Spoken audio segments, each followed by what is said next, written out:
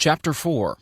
Autosuggestion, the medium for influencing the subconscious mind. The third step towards riches. Autosuggestion is a term which applies to all suggestions and all self-administered stimuli which reach one's mind through the five senses. Stated in another way, autosuggestion is self-suggestion. It is the agency of communication between that part of the mind where conscious thought takes place and that which serves as the seat of action for the subconscious mind. Through the dominating thoughts which one permits to remain in the conscious mind, whether these thoughts be negative or positive is immaterial, the principle of autosuggestion voluntarily reaches the subconscious mind and influences it with these thoughts. No thought, whether it be negative or positive, can enter the subconscious mind without the aid of the principle of autosuggestion, with the exception of thoughts picked up from the ether. Stated differently, all sense impressions, which are perceived through the five senses, are stopped by the conscious thinking mind, and may be either passed on to the subconscious mind or rejected at will. The conscious faculty serves, therefore, as an outer guard to the approach of the subconscious. Nature has so built man that he has absolute control over the material which reaches his subconscious mind through his five senses, although this is not meant to be construed as a statement that man always exercises this control. In the great majority of instances, he does not exercise it, which explains why so many people go through life in poverty. Recall what has been said about the subconscious mind resembling a fertile garden spot, in which weeds will grow in abundance if the seeds of more desirable crops are not sown therein. Autosuggestion is the agency of control through which an individual may voluntarily feed his subconscious mind on thoughts of a creative nature, or, by neglect, permit thoughts of a destructive nature to find their way into the rich garden of the mind. You were instructed in the last of the 6 steps described in the chapter on desire to read aloud twice daily the written statement of your desire for money, and to see and feel yourself already in possession of the money. By following these instructions, you communicate the object of your desire directly to your subconscious mind in a spirit of absolute faith. Through repetition of this procedure, you voluntarily create thought habits which are favorable to your efforts to transmute desire into its monetary equivalent. Go back to these 6 steps described in Chapter 2 and read them again very carefully before you proceed further. Then, when you come to it, read very carefully the 4 instructions for the organization of your master mind group, described in the chapter on organized planning. By comparing these 2 sets of instructions with that which has been stated on autosuggestion, you, of course, will see that the instructions involve the application of the principle of autosuggestion. Remember, therefore, when reading aloud the statement of your desire, through which you are endeavoring to develop a money consciousness, that the mere reading of the words is of no consequence unless you mix emotion or feeling with your words. If you repeat 1,000,000 times the famous Emile Coué formula, day by day and every way I'm getting better and better, without mixing emotion and faith with your words, you will experience no desirable results. Your subconscious mind recognizes and acts upon only thoughts which have been well mixed with the emotion or feeling. This is a fact of such importance as to warrant repetition in practically every chapter, because the lack of understanding of this is the main reason the majority of people who try to apply the principle of autosuggestion get no desirable results. Plain, unemotional words do not influence the subconscious mind. You will get no appreciable results until you learn to reach your subconscious mind with thoughts or spoken words which have been well emblazoned with belief. Do not be discouraged if you cannot control and direct your emotions the first time you try to do so. Remember, there is no such possibility as something for nothing. Ability to reach and influence your subconscious mind has its price, and you must pay that price. You cannot cheat, even if you desire to do so. The price of ability to influence your subconscious mind is everlasting persistence in applying the principles described here. You cannot develop the desired ability for a lower price. You and you alone must decide whether or not the reward for which you are striving, the money consciousness, is worth the price you must pay for it in effort. Wisdom and cleverness alone will not attract and retain money except in very rare instances where the law of averages favors the attraction of money through these sources. The method of attracting money described here does not depend upon the law of averages. Moreover, the method plays no favorites. It will work for one person as effectively as it will for another. Where failure is experienced, it is the individual, not the method, which has failed. If you try and fail, make another effort and still another until you succeed. Your ability to use the principle of autosuggestion will depend very largely upon your capacity to concentrate upon a given desire until the desire becomes a burning obsession. When you begin to carry out the instructions in connection with the 6 steps described in the 2nd chapter, it will be necessary for you to make use of the principle of concentration. Let us here offer suggestions for the effective use of concentration. When you begin to carry out the first of the 6 steps, which instructs you to fix in your mind the exact amount of money you desire, hold your thoughts on that amount of money by concentration, or fixation of attention, with your eyes closed, until you can actually see the physical appearance of the money. Do this at least once each day. As you go through these exercises, follow the instructions given in the chapter on faith, and see yourself actually in possession of the money. Here is the most significant fact. The subconscious mind takes any orders given it in a spirit of absolute faith and acts upon those orders, although the orders often have to be presented over and over again through repetition before they are interpreted by the subconscious mind.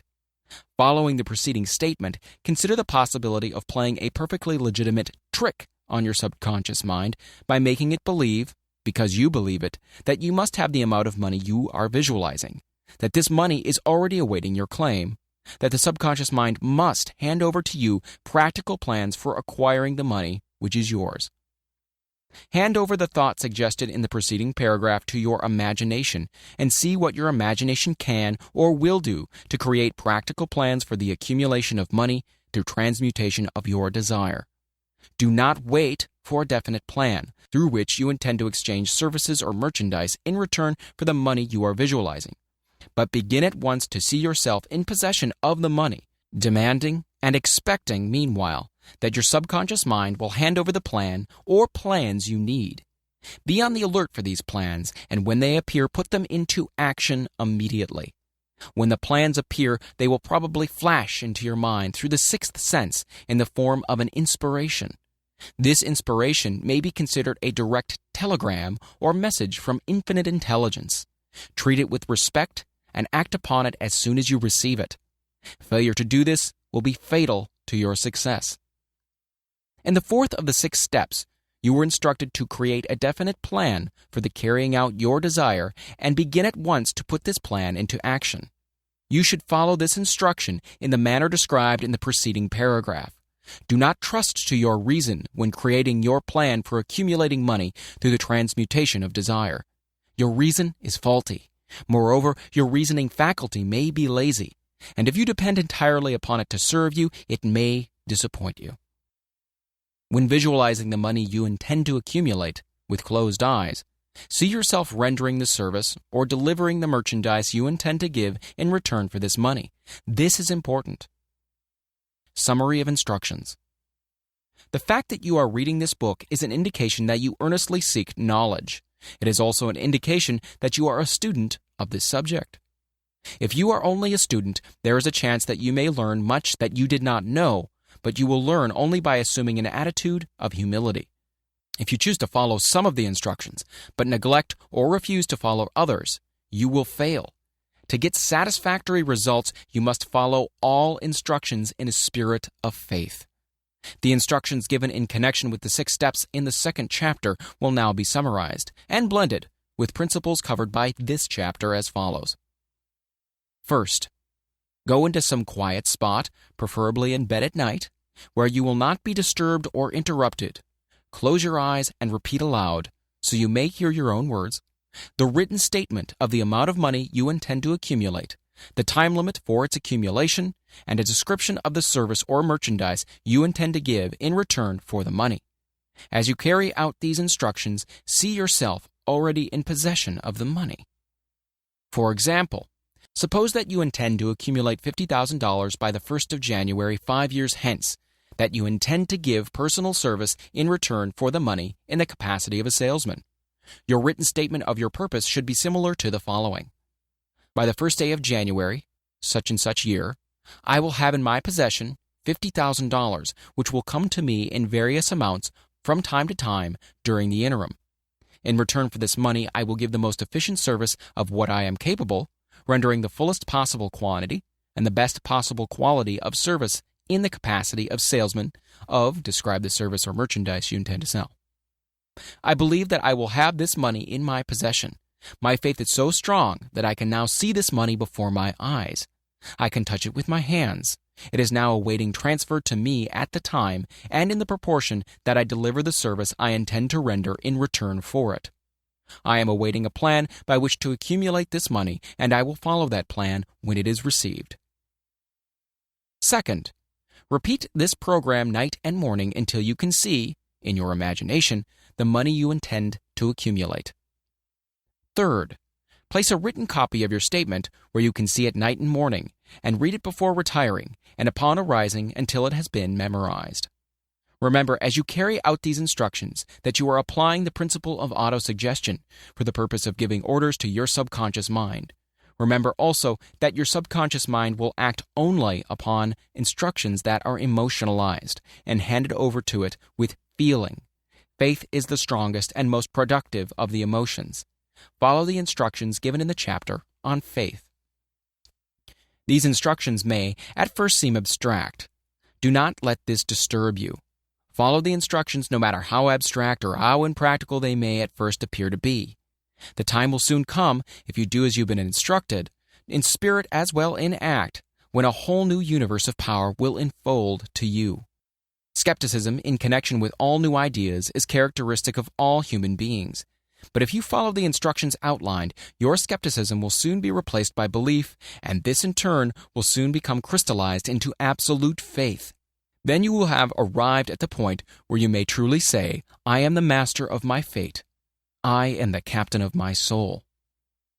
Many philosophers have made the statement that man is the master of his own earthly destiny, but most of them have failed to say why he is the master. The reason that man may be the master of his own earthly status, and especially his financial status, is thoroughly explained in this chapter. Man may become the master of himself and of his environment because he has the power to influence his own subconscious mind, and through it, gain the cooperation of infinite intelligence. You are now reading the chapter which represents the keystone to the arc of this philosophy. The instructions contained in this chapter must be understood and applied with persistence if you are to succeed in transmuting desire into money. The actual performance of transmuting desire into money involves the use of autosuggestion as an agency by which one may reach and influence the subconscious mind. The other principles are simply tools with which to apply autosuggestion. Keep this thought in mind, and you will at all times be conscious of the important part the principle of autosuggestion is to play in your efforts to accumulate money through the methods described in this book. Carry out these instructions as though you were a small child.